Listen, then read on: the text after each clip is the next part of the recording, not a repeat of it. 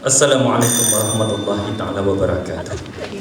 Gabriel Shumba, Google Moyo, dan juga Kosam Nekube.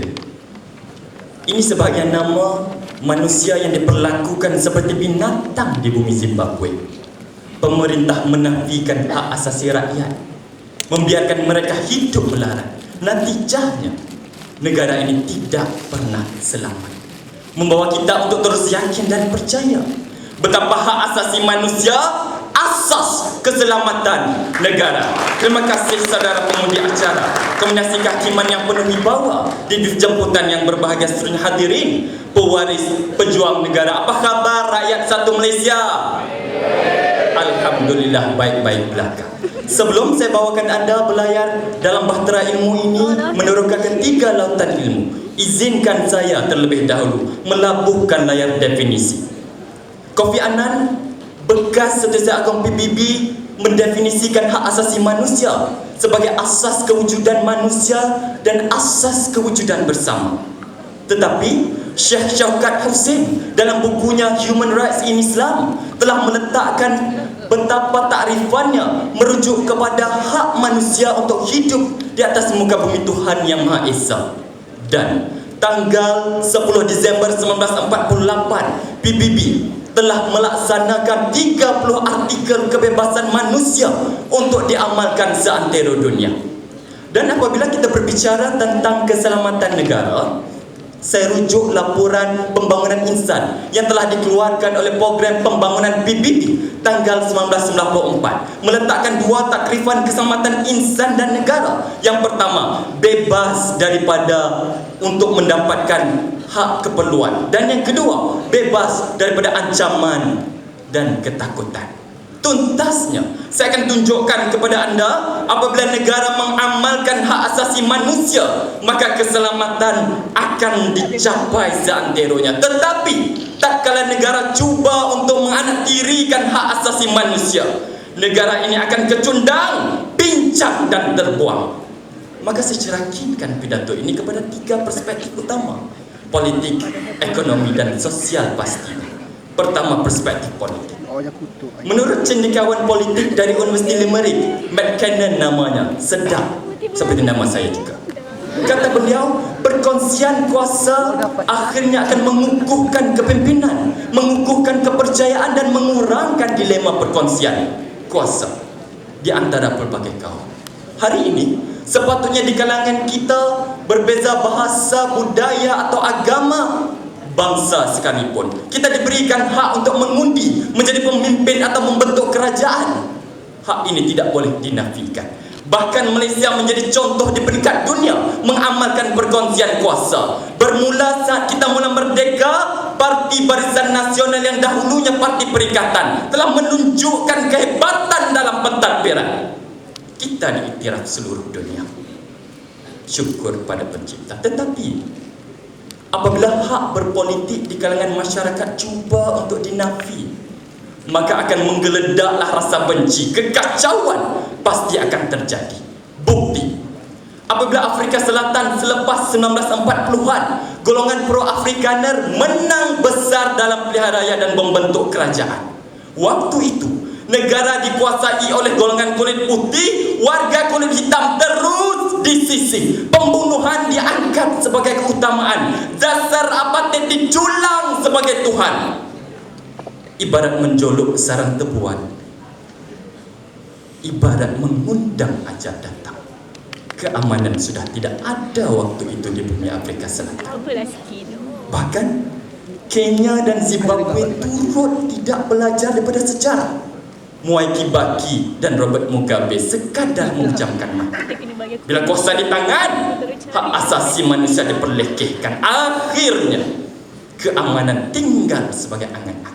Kedua, perspektif ekonomi.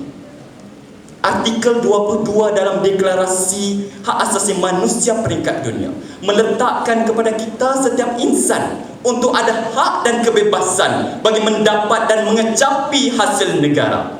Tidak kiralah apapun bangsa, warna kulit dan ideologi, setiap daripada kita perlu diberikan hak mendapatkan hasil ekonomi.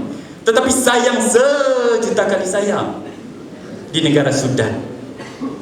Biarpun protokol Machakos direncana, tetapi peperangan antara agama, peperangan antara kaum tetap tiada titik noktah. Dua negara terpisah menjadikan selatan dikuasai gerakan pembebasan, utara dikuasai kerajaan, dan ekonomi tidak berkembang. Apabila kerajaan tidak menguruskan emas hitam atau minyak selaku hasil ekonomi utama kepada seluruh rakyat jelata, kesannya kita patut belajar, kerana hak untuk mendapatkan ekonomi sama rata adalah hak semua. Kita lihat dalam diri sendiri pula, kerana tanggal 13 Mei 1969 menjadi saksi. Kerana ekonomi kita berkelahi, kerana ekonomi kita saling membenci, dan kerana ekonomi kita saling membiarkan darah tumpah membasahi bumi. Lantas pemimpin negara tampil memberikan keadilan buat semua. Ketiga, sosial. Kita buka kitab sejarah, kebenaran akan terselah. Hak asasi manusia sudah bermula sekian lama di muka dunia. Apabila seorang manusia agung bernama Muhammad bin Abdullah membuka sebuah kota Islam bernama Madinah, waktu itu beliau menjadi baginda, menjadi pemimpin. Manusia diberikan kehidupan dan keadilan. Daripada hak berdagang hingga pendidikan, segala-galanya diberikan. Bahkan agama dan kepercayaan diberikan pilihan untuk dilaksanakan. Tapi tidak hari ini. Rwanda, 390,000 tidak bersekolah. Tanzania, wanitanya dipaksa kahwin untuk menjaga lembu dan bertani sahaja. Mana hak asasi yang diperjuangkan oleh mereka? Tidak ada.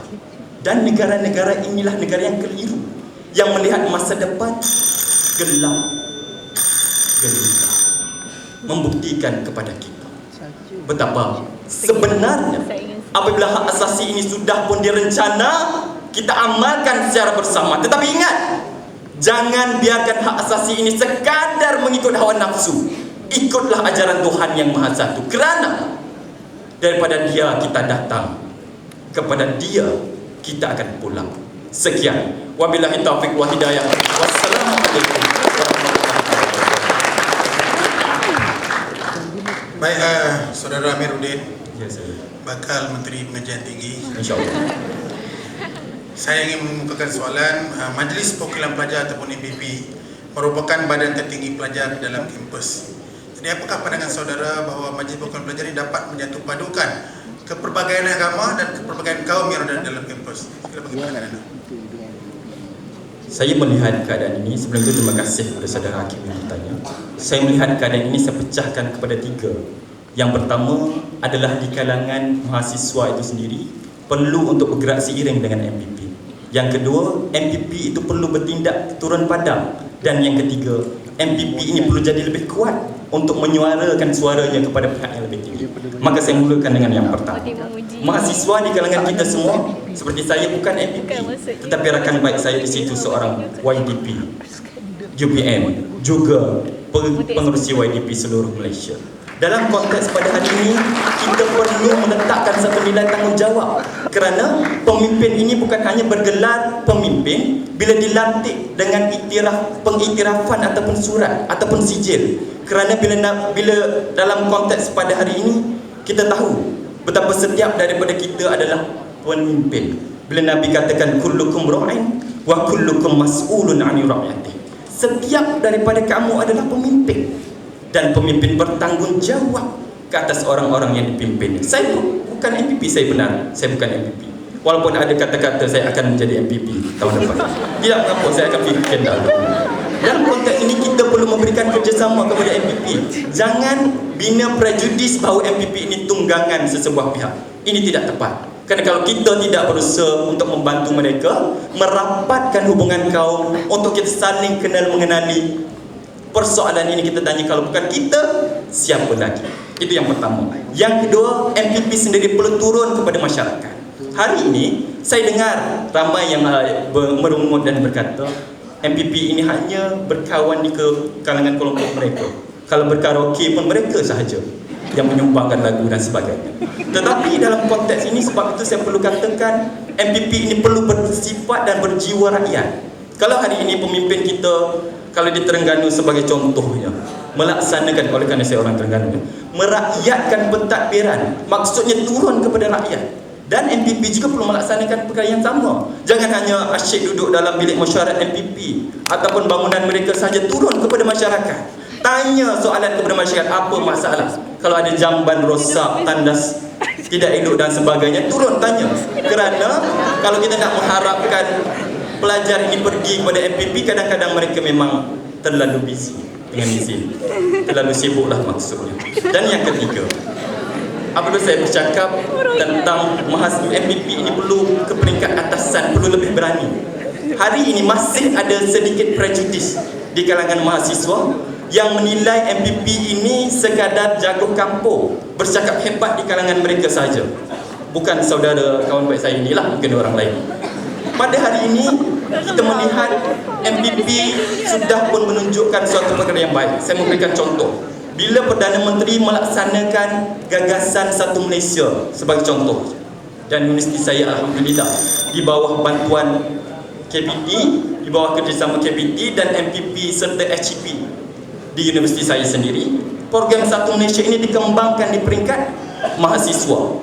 Dan penglibatan ini bukan hanya melibatkan mahasiswa Melayu, salah satu usaha untuk mengeratkan hubungan antara kaum di kalangan mahasiswa. Saya kira ini sudah menunjukkan kesan yang baik kepada kita pada hari ini. Sebab itu saya ingin ingatkan sekali lagi, yang pertama, kalangan mahasiswa bukan MPP ini perlu pergi kepada MPP, jangan berharap semata-mata.